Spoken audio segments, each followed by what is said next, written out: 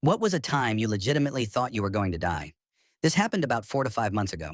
I was home alone eating steak tip kebabs for dinner. My wife was at work and due home in about an hour. I choked on one of the pieces of steak. Chew thoroughly, people. At first, I thought I just needed to swallow harder. Bad idea, as now it was firmly lodged in my throat. I tried coughing it up, punching myself in the stomach, and pulling it out with my hand, none of which helped. I then ran over to the kitchen and tried to wash it down with some water. The water just sat in a pool in my mouth. My throat was completely blocked. At this point, I contemplated calling 911, but I knew I'd be long dead before they'd arrive. The thought of my wife, we just celebrated our first anniversary and recently decided to start trying to conceive, coming home to find my dead body was by far the scariest part.